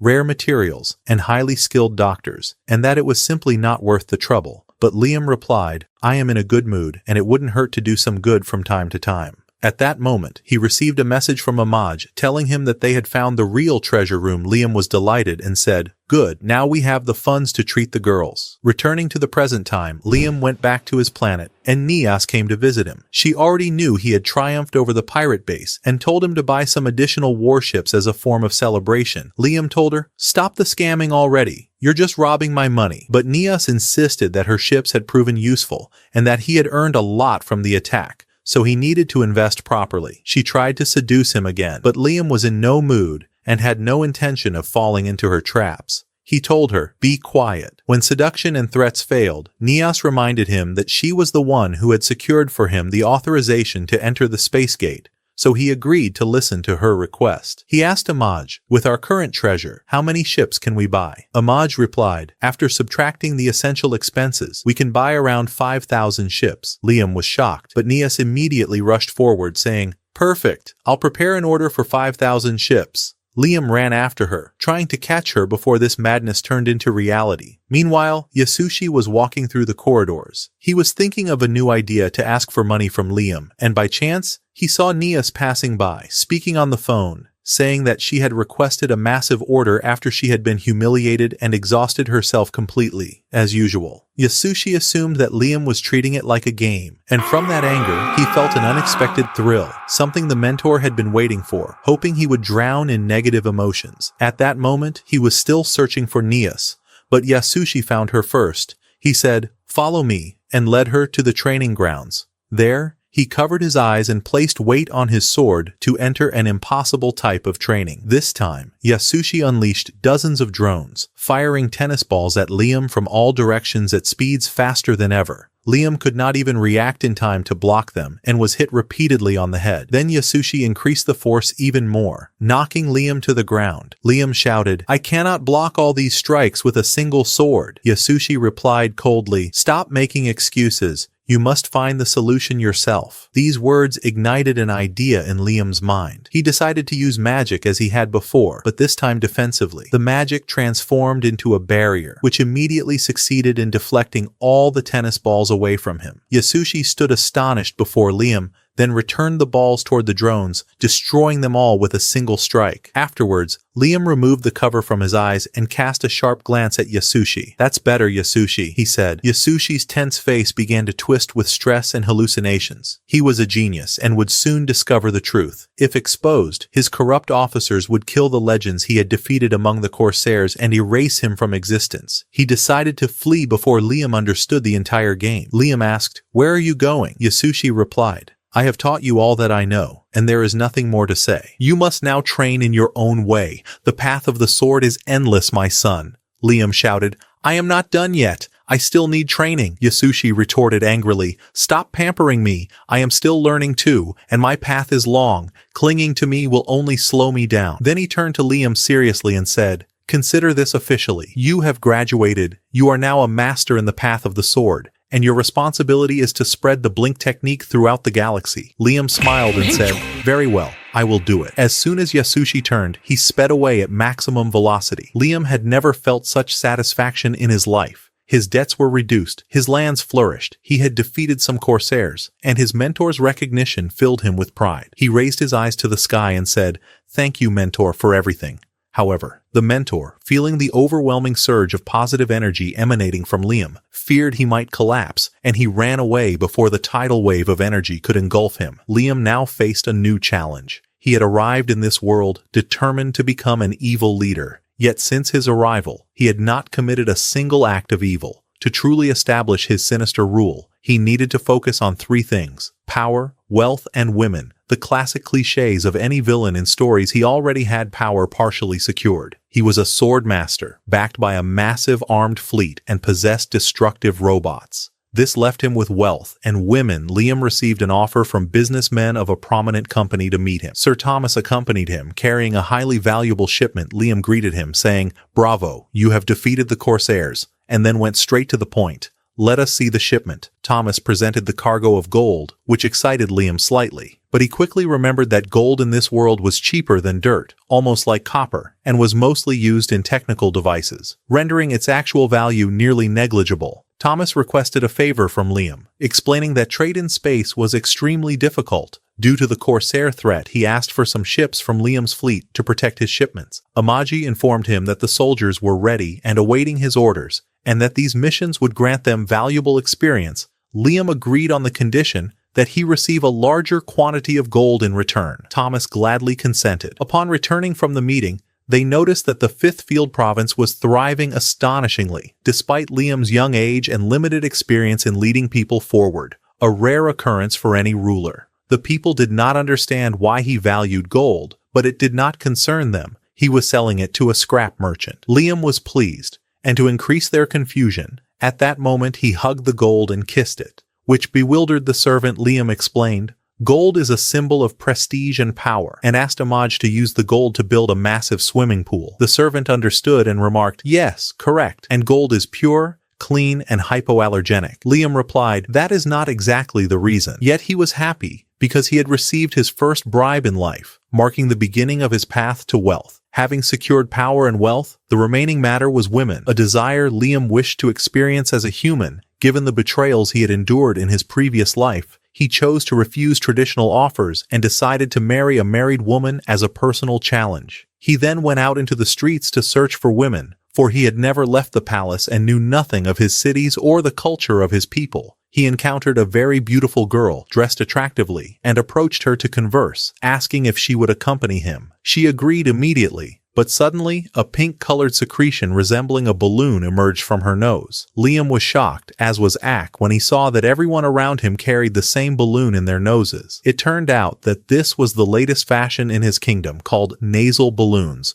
popular among women as something cute and attractive. However, the girl's father was furious and hid it. Amagi said to him, "If she does not wish to wear it, she can put one on." Liam shouted, "Wearing this filth is forbidden," and immediately issued a royal decree banning the balloon fashion forever. Liam felt disturbed by the culture of his planet. He had expected to find something resembling the science fiction films he loved, but instead encountered this bizarre balloon trend. He decided to change his country's culture himself and requested the summoning of designers and experts from the best individuals in the empire. Yet Amagi informed him that this was impossible because the cost of bringing the top designers was exceedingly high. She said, "We would need to sell the entire planet." He replied, "Very well, it is not necessary to sell the whole planet. Just send me the most beautiful women in the empire. I will paint upon them what is in my mind." She responded, "But sir, the most beautiful women in the empire already work here in the palace." Liam paused for a moment, realizing the gravity of the matter, yet he did not see it as ethical to take palace employees to become his concubines. Amagi reassured him, saying, "There is no problem. No law forbids this. Everyone who agrees to work in the palace knows what they are doing, and even this is considered a great promotion in rank." Liam said to her, "I love you for no reason, Sheikah." She asked, "I have been behaving this way from the beginning. For what purpose?" Liam answered, "From the start, my plan was to play the role of the evil lord and hide my true feelings. But things got a little scattered. I felt frustrated and could not comprehend how exhausting it is to be an evil lord. Now, all I want is to send money for necessary matters. The rest I will consider later." Meanwhile, we saw Cristiana lying inside the treatment tube. She looked at her hands and said, "I see my hands now. I thought I had never seen them before." The doctor entered and said to her, "We have restored your body to its original state using a regenerative treatment." Cristiana could hardly believe it. She whispered, "My body cannot be like this. This is a beautiful dream. I will surely die." The doctor replied gently, "No, my dear, this is not a dream. We have used a legendary substance, akin to the elixir of life." Yet Cristiana remained unconvinced. "Why would anyone do this for me? I have lost everything. My work, my family, even myself." The doctor reassured her,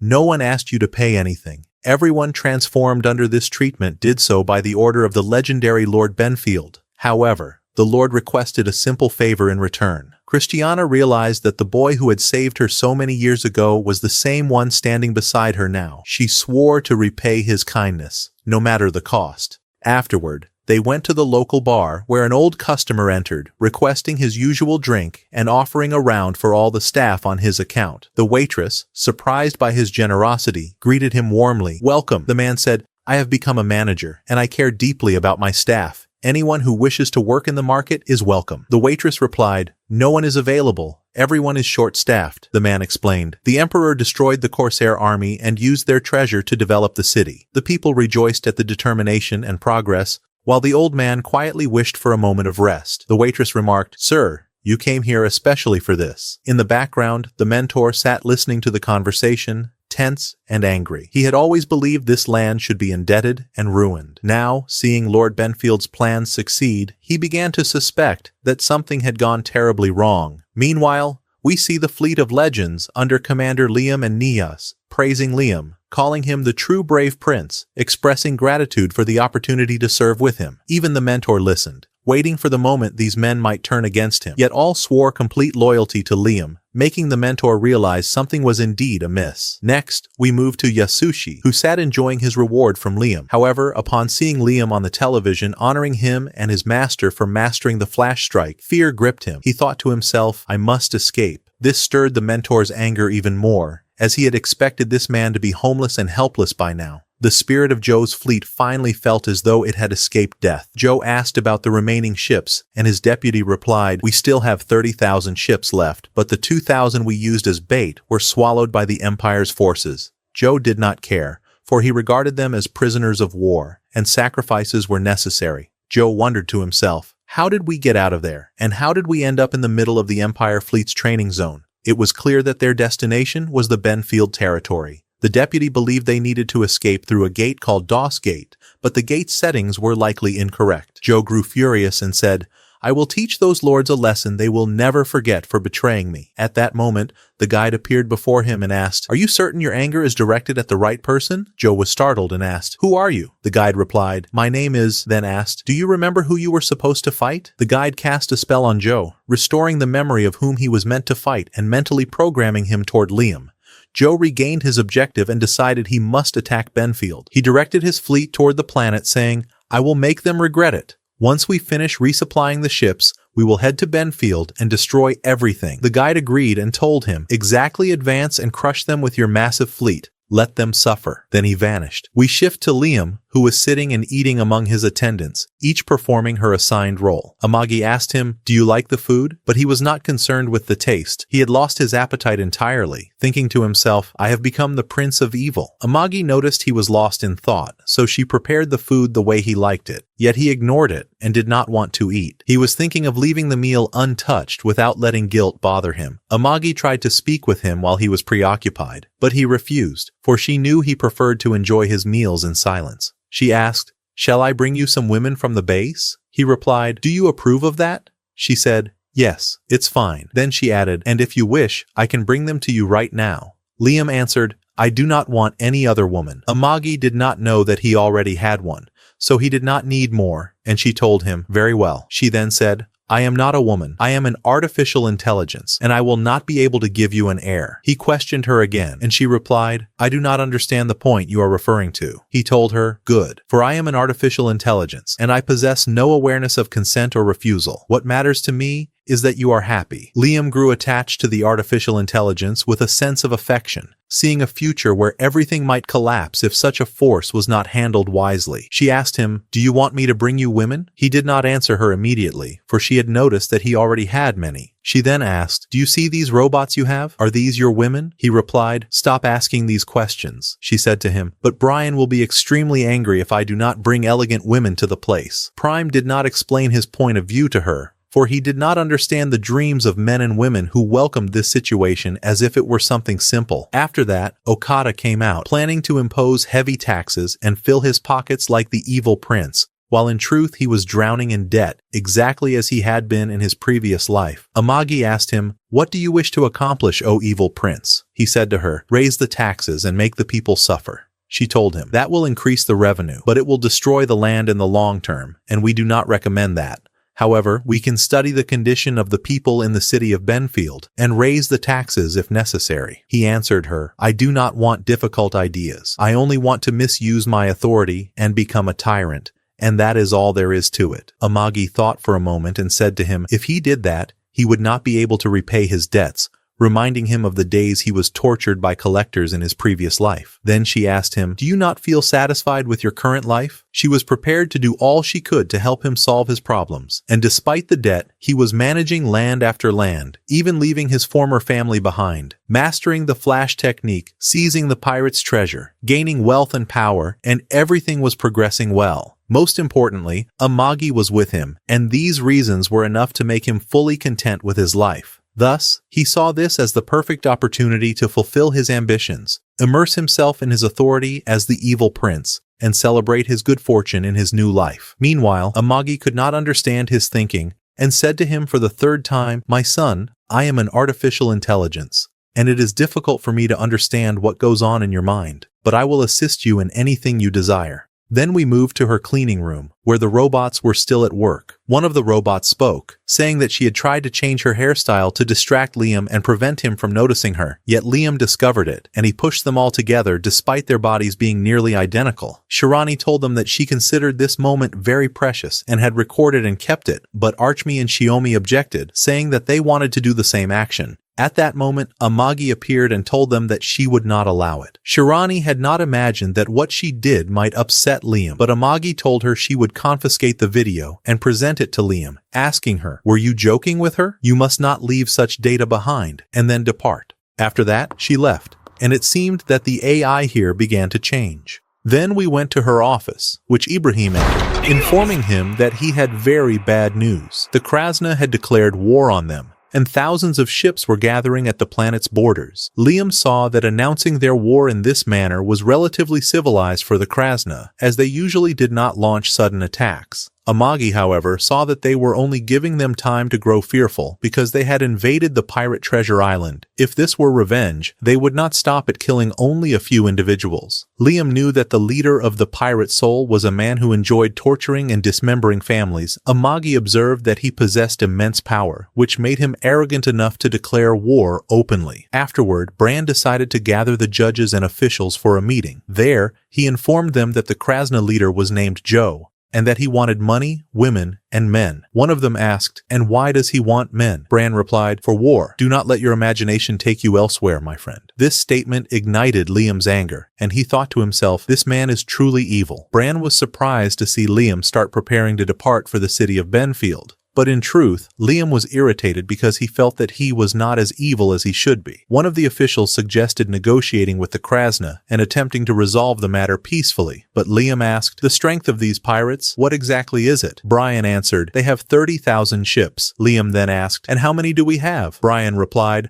"Only 5,000. But the commander of the forces said that numbers are not everything, and even if they surrendered, the Krasna would not leave them unharmed." Another officer remarked that entering such a battle would be a guaranteed loss, an act of sheer folly, especially since they were still awaiting support from the Empire. Liam began to think and notice something peculiar. The treasure they had seized from Joe was not substantial enough to drive him to attack with his entire army. Therefore, there must be a greater reason compelling him. Amagi requested permission to speak, and when Liam allowed her, she explained that she had analyzed the data obtained from Joe's ships that they had captured, then simulated the battle. The outcome revealed that the chance of victory did not exceed 3%. Bran was shocked and said, "If only the new weapon in Factory 7 had been ready." Imthal asked, "What is this? A new weapon?" Bran replied, "Yes, it is called the Devastator." The moment Brian mentioned the weapon, time suddenly froze. Liam attempted to contact them, but no one responded. He recalled that Nita, in his previous life,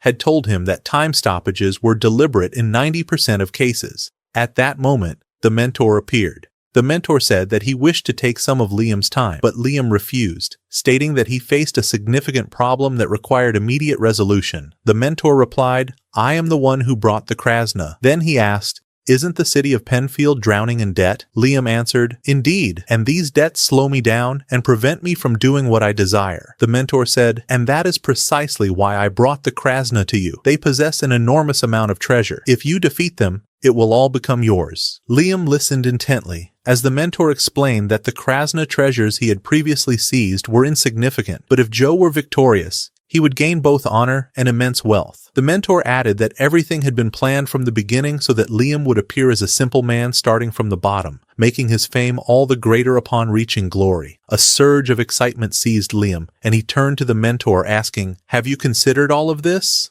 The mentor smiled and replied, "Of course, this is the least you deserve," and then vanished. Liam, brimming with enthusiasm, thanked the mentor, his heart alight with joy at the coming challenge. With time restored to its natural flow, Liam finally resolved to attack the Krasna, led by Joe. Yet the sector chief objected, emphasizing that the Krasna possessed mercenaries and that Benfield lacked knights, which heightened Liam's tension. The chief declared firmly, "This is the final decision. Unleash the battle." Brian contacted Amagi, anxious over the prospect of losing the engagement. Amagi reassured him, saying, "Calm yourself. Do not act as if we have already lost. Liam has made the right choice by confronting Joe." Amagi observed that Liam's chance of victory was only 3%, yet she deemed this far preferable to surrendering to Joe's terms. According to Joe's history, if he were victorious, he would annihilate the entire planet. Thus, even 3% was vastly better than 0. Brian understood the rationale but remained unconvinced, believing that had Liam been born 100 years earlier, his odds might have been higher. Liam, however, brimmed with self-confidence, certain that the mentor was at his side.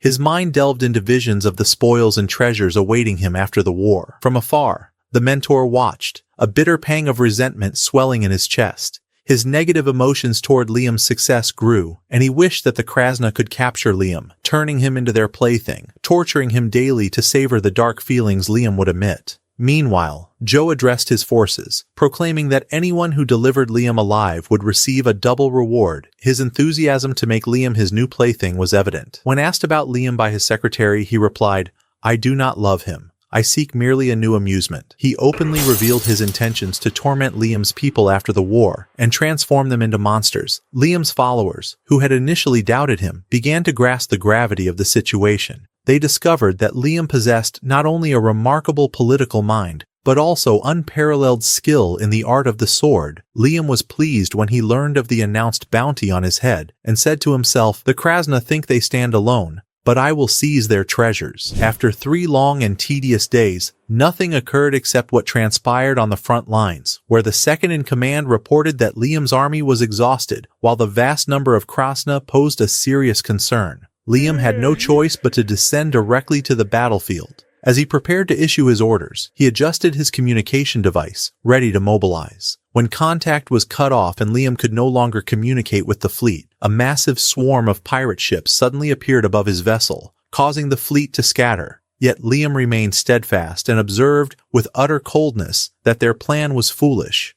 They were dividing themselves and sending only 500 ships to capture him. Amagi, however, was more perceptive. She realized that the true purpose of the assault was to break the formation of Liam's army and create a gap for attack, and that the 500 ships sent by Joe were merely a cheap, worthless sacrifice. One of Liam's subordinates informed him that those ships did not belong to the pirates at all, but were soldiers of the Empire forced to fight under Joe's command after being previously defeated. This made sense. People always seek survival. Yet Amagi understood that mercy would be of no use. They could not be trusted again. Liam hesitated, but finally took decisive action and annihilated them. When Joe received the news of what had transpired, he was astonished but focused on another matter, the minor chaos that had disrupted Liam's fleet. He seized the opportunity and attacked with his full strength. As Liam's fleet advanced, it retreated slightly, maintaining the same distance, leading Joe to believe that Liam was fearful, and he ordered his ships to continue the pursuit. Suddenly, the frontline ships exploded, revealing the surprise.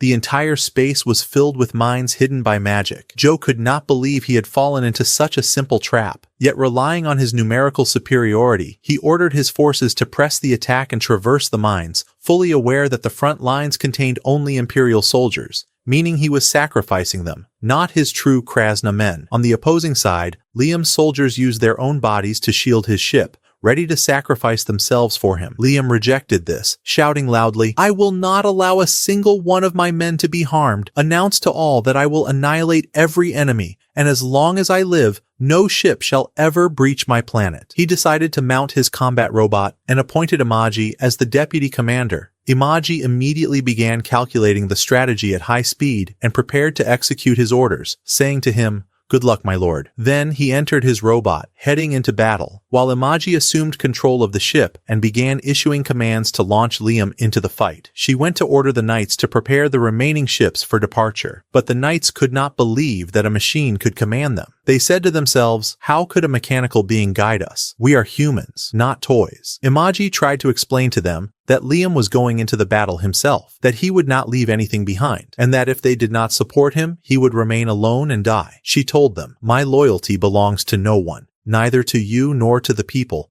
My loyalty is to him alone. I will do whatever is necessary to protect him." Her words touched their hearts, and they said to themselves, "How can a mere doll possess more loyalty than us?" So they swore to defend Liam with their lives and immediately prepared for battle. Amagi launched Liam's ship, named Afid, and he set off with full confidence, convinced that the battle was nearly decided. He entered the space-time tunnel, intending to surprise Joe while he was unprepared. But as soon as he entered, he received an alert of a breach, and the crew was ordered to brace for combat. He charged into the midst of enemy ships and began drawing his weapons, a sword, a pistol, and a rifle. And with unwavering confidence he declared, "I will not lose this battle. It is my battle." Then he began fighting with all his strength, while his soldiers protected his back. He knew the war would not be easy, but would it truly be as he imagined? Liam could not stop himself from panicking as he imagined the horrifying scenario of Joe capturing him. The disaster was that all his ammunition had run out. He had not accounted for such a situation, and foolishly assumed that a few bullets would be enough to destroy 30,000 ships, as if he understood nothing at all. He tried to think quickly and figure out what he could do, but suddenly he was struck by a powerful shot.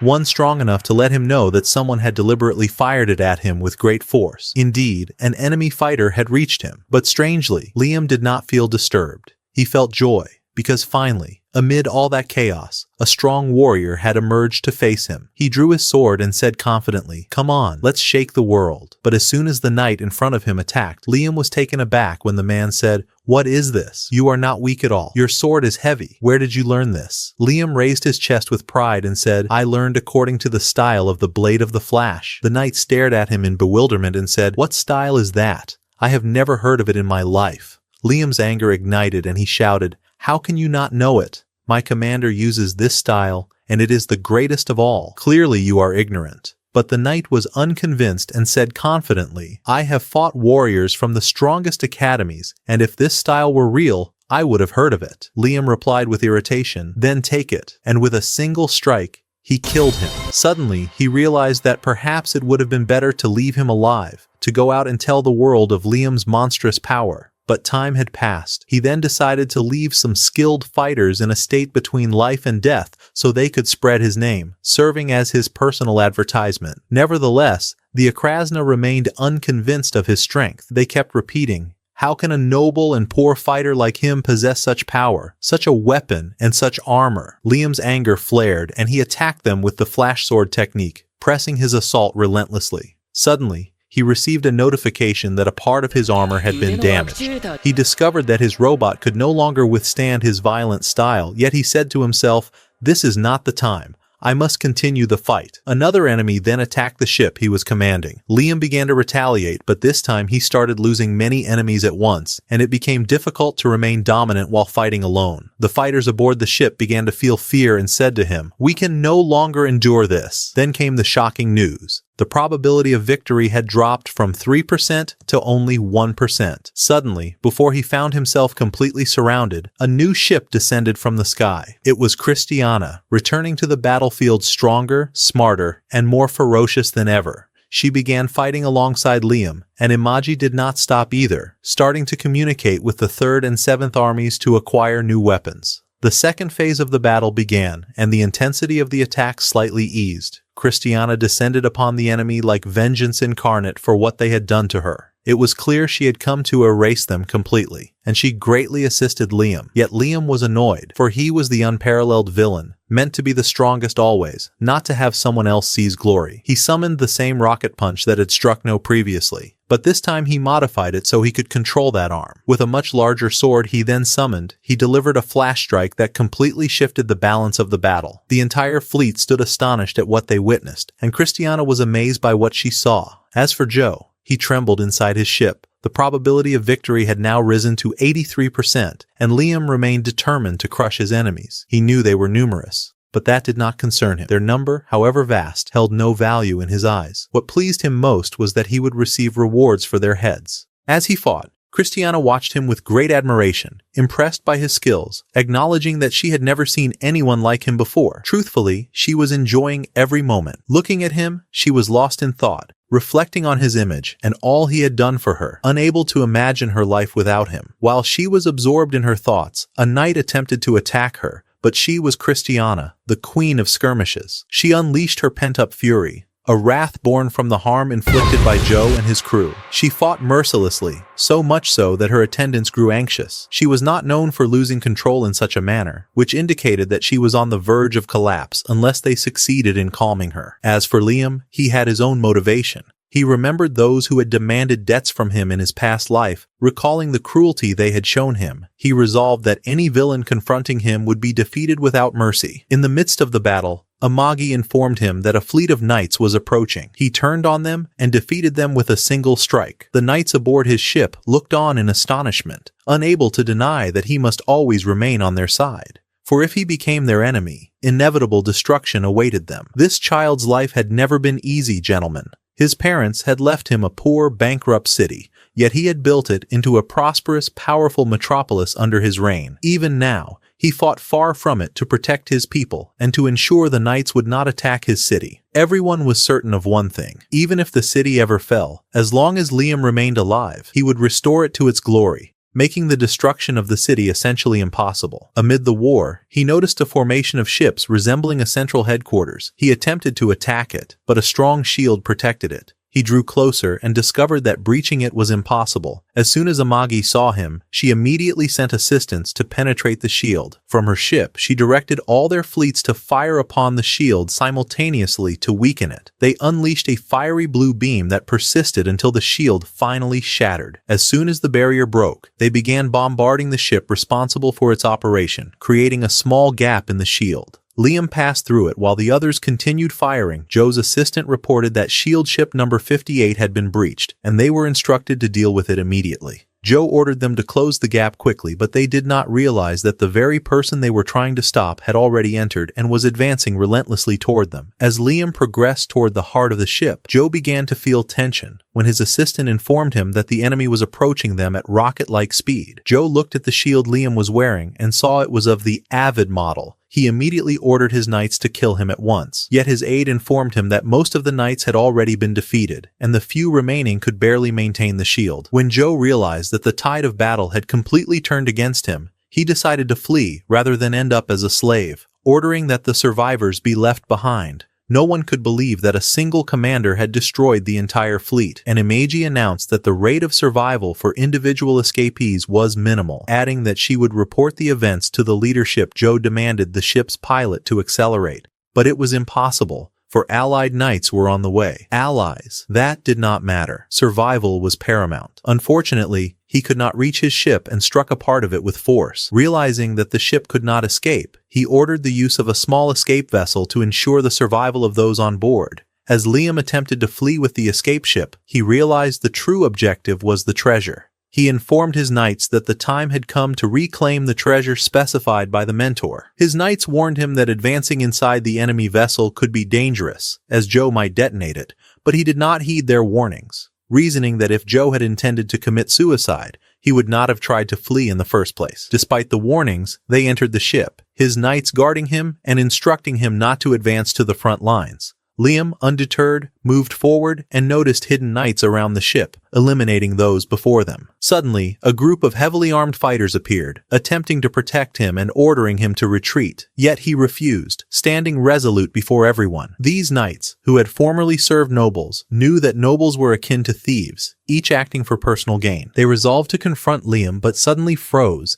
as if movement had been stolen from them, while Liam walked among them without hesitation. His knights asked him, "What are you doing?" He replied, "Do not pursue them." They were astonished and asked why, to which he answered, "I struck them in a flash." Indeed, the knights fell dead. This was the impossible flash technique. Liam continued his journey. Every knight who obstructed his path was eliminated without hesitation. When he reached the engine room aboard the pirate's ship, he found not Joe, but his aide, begging for mercy. The aide claimed that Joe had exploited him, and that he was not truly evil as he appeared, insisting that the greater Joe did everything himself. He added that sparing Liam would reveal the location of Joe's treasure. Liam looked at him as if the man's words were beginning to persuade him slightly. Yet when the man knelt before him, Liam's knights insisted that this man was Joe's aide and utterly untrustworthy. Liam knew this well, but he wanted to see the story through to its end. When the man offered to work with him, Liam responded without hesitation, "No problem." He then continued his path, indifferent to who might align with a traitor. Joe was still fleeing, thinking of ways to survive, yet he realized that surrender meant certain death. If he yielded, the guild would hand him over for the bounty, making his demise inevitable. Joe considered offering his treasures to Liam in exchange for his life, but he realized it was a poor deal, for Liam would seize the treasures anyway after Joe's death. Meanwhile, he encountered the mentor, who sought a way to defeat Liam without Joe's intervention. The mentor granted Joe a supernatural power, astonishing him with the sheer magnitude of this ability. The mentor explained that this power would help him defeat Liam. Thrilled, Joe felt his body become like solid rock, impervious to any weapon, confident that he was strong enough to face Liam, all of this unbeknownst to Liam, who was still roaming the ship in search of Joe and the treasures. Suddenly, he noticed the luck dog, the same dog that had accompanied him in his previous life, remaining loyal despite losing everything, a companion he had cherished greatly. Liam continued forward, and a golden cube fell from Joe's aide. He grabbed it eagerly, declaring, "This gold is mine now," known as he was for his love of gold. Suddenly, he noticed something around him. in a direction he hadn't observed before.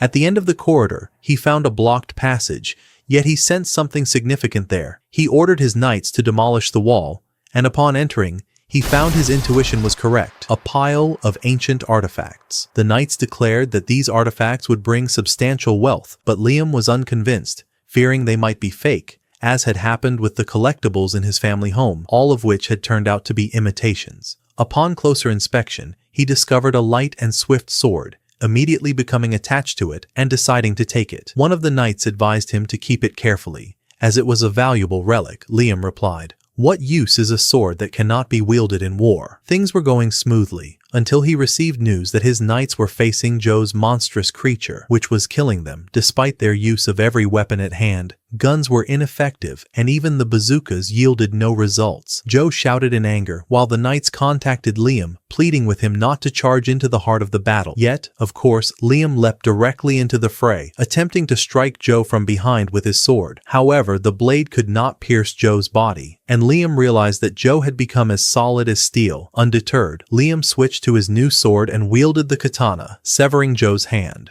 Joe screamed in pain, but Liam struck again, cutting off the other hand.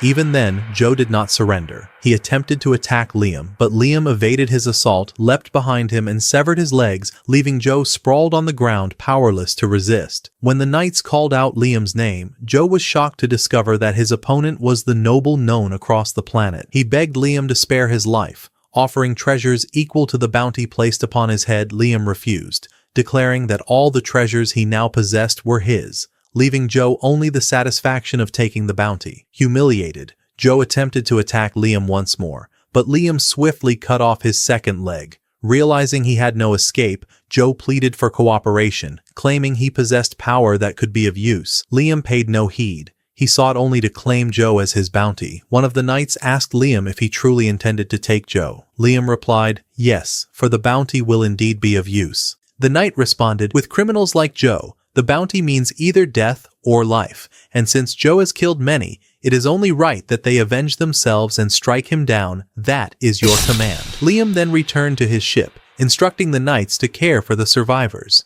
Amagi greeted him warmly, and Liam felt immense joy upon being reunited. He wondered how the mentor must feel now, knowing that even with his trump card, he had been defeated. On Liam's planet, the cities now flourished like blossoming flowers, all threats eradicated, and the people lived in peace. Even the tavern patrons who had spoken for years of Liam's rule when he was merely 5 years old now expressed gratitude toward the young man they might never see. As for the evil heir, he remained in his palace, where a merchant from Henry's company arrived with a new proposal. The merchant wished to purchase the treasures Liam had taken from the Krasna following their defeat. Upon hearing the price, Liam sought Imagi's advice, and she recommended accepting the deal, as it would allow them to pay off a significant portion of his family's debts. Liam remained astounded by the sheer magnitude of the debt. Even selling all the treasures he had obtained from the war would barely suffice to settle it. The merchant drew Liam's attention to a medical device he had previously developed to treat individuals subjected to experiments by Joe. Seeking the data from these trials to create a new device, Liam called upon Cristiana, who had now returned in her true form as a knight. She knelt before him and informed him that she had completed her treatment and had officially left the clinic. Liam thanked her for returning to live a normal life as a human. Yet before she could speak further, Liam interrupted her, stating that he was not interested in conversation and had only called her because the merchant wished to review her medical treatment results. Perhaps Cristiana understood this too literally, for she adjusted her attire to prevent the merchant from discovering anything unintended. At that moment, Prime intervened, and Liam informed her that a letter had arrived from the capital planet of the Empire, congratulating her on her defeat of Joe's gang and the Krasna, and inviting her to attend an honorary ceremony on the capital planet to receive a Medal of Honor. After some time, Liam traveled with Amagi to the capital planet where they settled. During this period,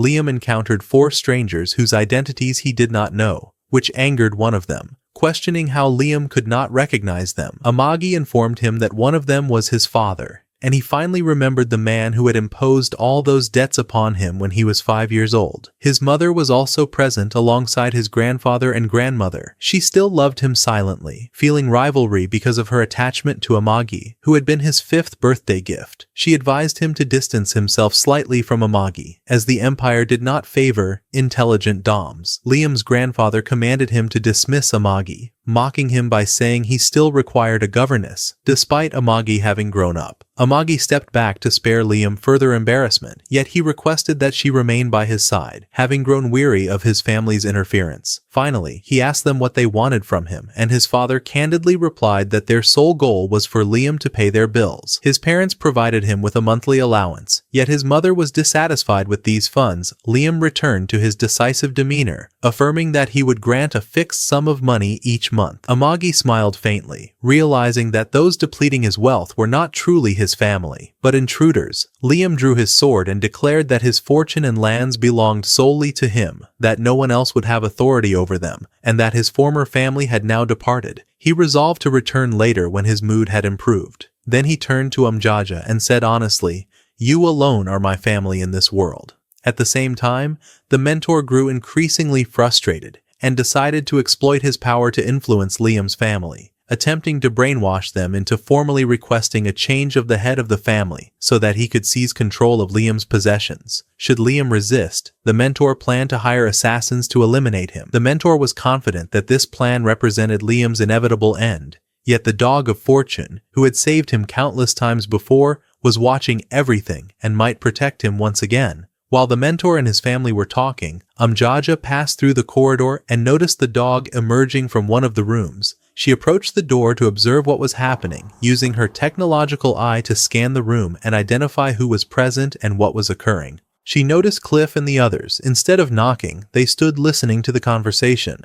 She heard Cliff ask, "What will they tell the Emperor when they request the Count be replaced?" They planned to claim that Liam possessed an intelligent automaton, and that he had brought it to the palace as proof that he did not deserve the title of Count. Amjaja showed no objection, sitting silently and sorrowfully while observing the gathering, as Cliff and his relatives departed for the Empire to execute their plan. Yet the Emperor rejected their request, leaving them stunned, as they had assumed he would comply immediately. They asked, "Why do you refuse?" The Emperor replied, "Liam is the Count that every city needs. He pays his debts, improves the lives of his people, protects his possessions, and recently defeated the Krasna under Joe, which brought him great honor and pride, and enhanced the prestige of the entire realm." They then asked, "If we were in your place, would we approve removing someone like Liam to restore the weak to the throne?" The Emperor answered candidly, "Owning an automaton or robot is not a crime, and as long as no law forbids it, there is nothing wrong. People, however, may view it as an unusual habit. At the same time, allowing Liam to continue as Count benefits the Empire financially." They attempted to tempt him with promises. "If you restore us to the throne, we will pay the taxes, and you will have no debts." Yet the Emperor remained unmoved. Having observed the behavior of previous kings, he refused their request and expelled them from the palace. After their departure, he said, "It is now complete." Later, Amjaja met with the Emperor after overhearing the conversation to confirm that Liam's position would remain secure. She entered his office and thanked him for rejecting Cliff's request. The Emperor then inquired further about the matter. She asked him if he considered her proposal reasonable. After all, Amagi had previously promised the Emperor that if he refused the offer of those dogs, she would use all the funds they had collected from Joe's pirates to settle the taxes owed by them, ensuring no debts remained. The Emperor replied that the funds were sufficient, yet he wondered whether she failed to see that they could have used that money otherwise, or whether her proposal truly served his interests. But Amagi insisted, stating that her offer benefited them all, for securing her position would enable them to reap greater profits in the future. The Emperor remarked that the Duma was indeed foolish, for even if she had not presented this offer, he would not have permitted Cliff to return to the throne, meaning she gained nothing by paying those funds in the first place. Amagi, however, did not concern herself with whether the proposal earned her anything. For her, the outcome was the same regardless. She returned to Liam, who was asleep against her lap, and he began complaining about the endless parties he was forced to attend. Though, to be fair, he had enjoyed himself a little this time. Amagi was pleased that he had found some enjoyment in the experience, while she spent her time reflecting on the gains she had earned by staying by his side and the danger he would face if she left. Ultimately, she decided it was time to depart. She told him she had served him for a long time, and that he had approached true adulthood. In this world, adulthood was 50 years, and he was now 40. From her perspective, she was correct, though he still felt the time had been far too short. She told him that it was time to leave, so Liam rose and put on his shoes, asking if she wished to take a break, if she desired a moment for herself. But that was not her intention. She wished to leave for good. Liam could not believe it, insisting that she could not abandon him, complaining that everyone who had entered his life had eventually left, and she could not do the same. Amagi reminded him how the people of the city treated the Duma, and she told him that he had treated her as a human, not a robot. He had loved her and valued her opinion in everything, and that had been enough. Yet she could not destroy him, and therefore she had to depart. Liam insisted she stay, and she reminded him of the 3 rules he had set for her. The first rule: do not harm him. Do not do anything that would put him in danger. She told him that she had now become a point of vulnerability in his life, a risk to him, and therefore she must step away. He reminded her of the second rule, that she must obey all his orders. He commanded her to stay, but she told him that this rule conflicted with the first one. She could not remain. When Liam realized he could not convince her, he felt a deep sadness, and she too was sorrowful, because she was about to leave. He reminded her of the third rule, that she must protect herself. She said she had no problem with that, as she could defend herself even from afar, but Liam did not mean that. He was speaking about her feelings. He asked her if she felt the desire to leave him, even though she was not human and did not possess emotions like theirs. She confessed that when she thought she might have to leave him, she felt her system under immense pressure, as if she would collapse. She also admitted she did not wish to leave, and a tear rolled down her cheek. It was a profoundly moving moment, but in the end, he cautioned my friend, pay attention. Liam realized he had one last way to make her stay. He said to her, if you walk out of this door, my lady, I will drink until I die. I will gamble and lose all the wealth I have earned, and I will die penniless in the streets, or the remaining pirates will come to take revenge and kill me if this is what you wish. Then go ahead, leave. When she understood that the danger he threatened himself with was far greater than any risk she might pose by staying by his side, she decided to remain. He embraced her and reminded her that they had always been together from the beginning. In any case, they all returned to their home. When they disembarked from the ship, Liam began to reflect on his life now. He could only thank the mentor for this solid life he was living. The mentor, meanwhile, felt a sharp pain in his heart from how much Liam thanked him and kept saying, enough, please, stop thanking me. And here the story ends, dear viewer, and we hope that you enjoyed it. If you would like a second season, let us know in the comments. And before you close the video, don't forget to click the like button to encourage us, subscribe to follow more episodes, and activate the notification bell to watch all the new anime on the channel. Share your thoughts in the comments, and we will meet you in new episodes. Farewell.